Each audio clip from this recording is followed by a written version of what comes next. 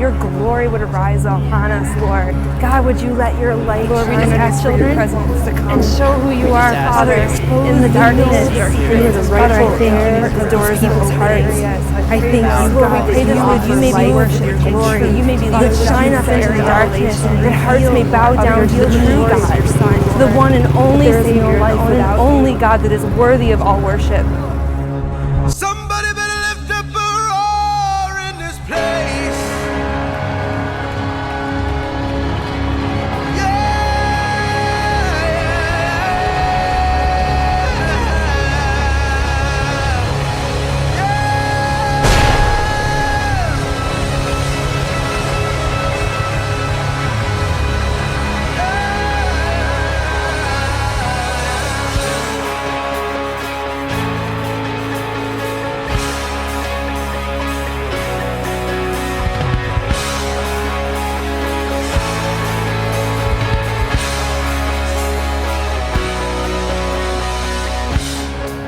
Internship has really taught me how to be a learner of culture, and I didn't even know this, but I went to Indonesia for Thanksgiving, and while I was there, in one day I learned so much about the culture because I realized that over internship in Cambodia, I had been given eyes to see and ears to hear, and how to look at the culture going on around me and know what questions to ask, like why do they do this, or what does that mean?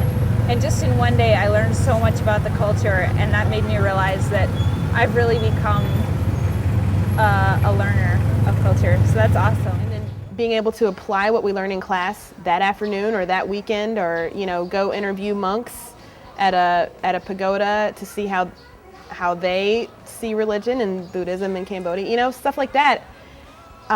It's invaluable learning experience. I've met so many other missionaries here who have said they would have loved to do their Bible school training on the field instead of just sitting in a classroom. I know a lot more about the culture than people who have been here like 3 or 4 years. I mean, this is a really good program for us as students to learn how to train for actually being a learner of culture in the future when we move to a different country or a different context, or continue in the same one that we're in right now.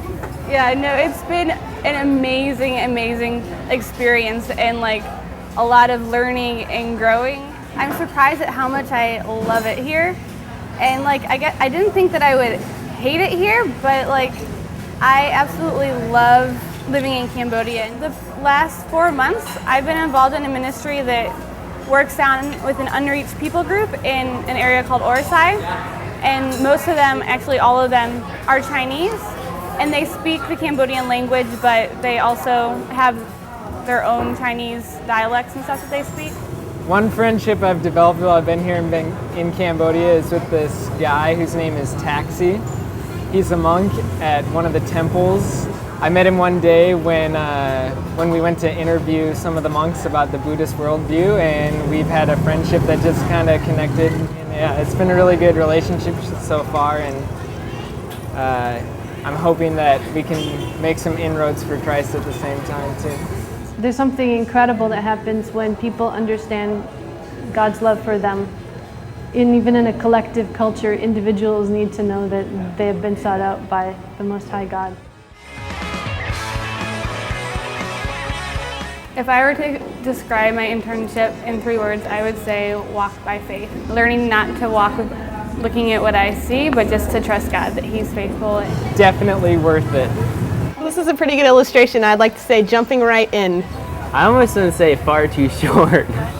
I would call it a journey of wholeness, just because God has done so much in my heart and used me here to impart Christ to my people.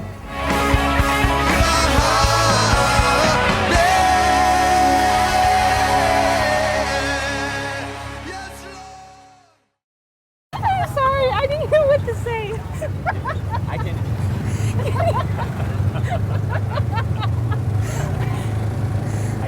I was going to say hell and back, but I didn't think you'd want to use that on promotion, so I was like, Yeah, we're not gonna say that. So I tried to think of a better phrase. Kom do, kom slet, kom slap. I don't know. What does it mean? Don't fall off, don't fall over, and don't die.